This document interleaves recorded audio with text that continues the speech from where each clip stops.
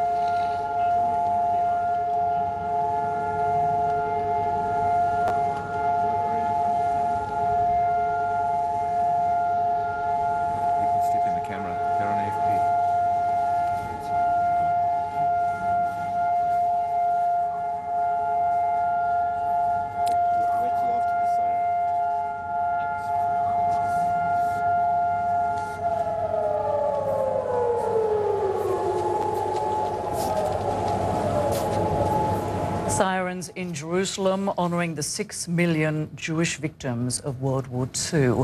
We want to go now to our Oren Lieberman, who joins us live from Jerusalem. So, Oren, talk to us about the significance of this day for the people across Israel.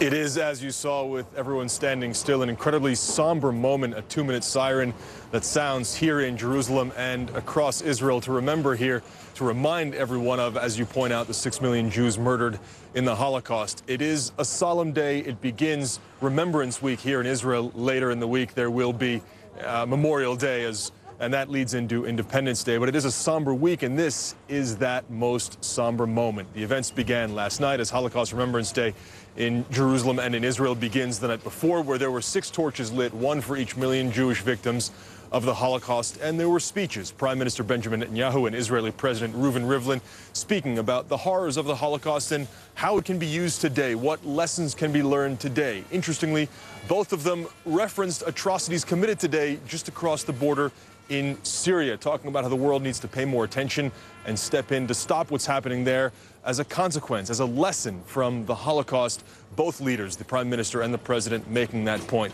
President Reuven Rivlin also made another interesting point, and he said it's important to view and to make sure of the lens through which we view the Holocaust. It cannot be the defining event for the Jewish people, but it must be a lesson, not only for the Jewish people, and also for the world. He says that is where you must view the Holocaust with your humanity and must remind you of your humanity for never again, a statement that will be repeated many times today, a reference not only to Jewish victims, but victims of other atrocities around the world. Rosemary?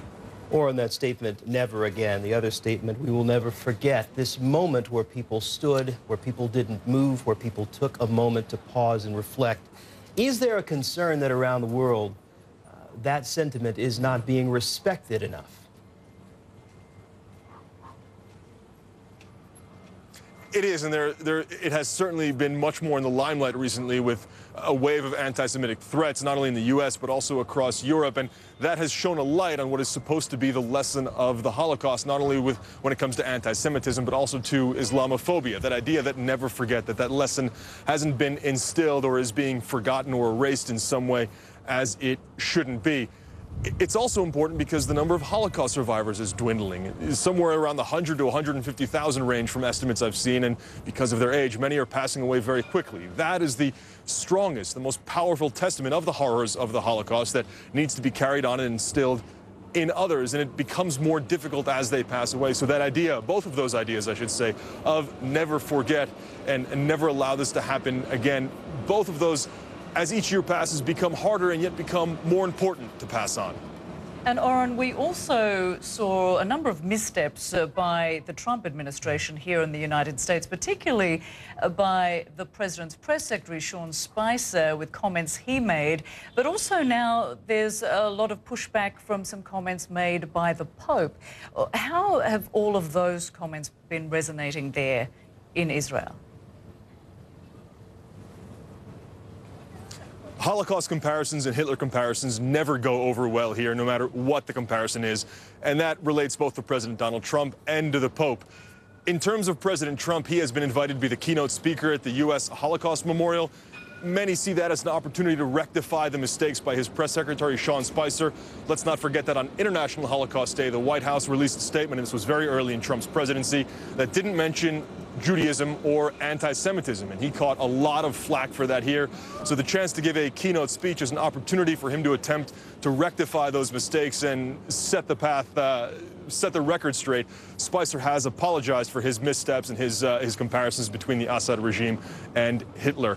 As for the Pope compared refugee camps to concentration camps. Nobody here thinks it was meant from some sort of ill will, and yet it's one of those missteps. Again, Holocaust comparisons here simply never go over well. Holocaust Remembrance Day there in Israel. Our Oren Lieberman joining us live from Jerusalem, where it is just past 10 in the morning. Many thanks. Thank you, Oren.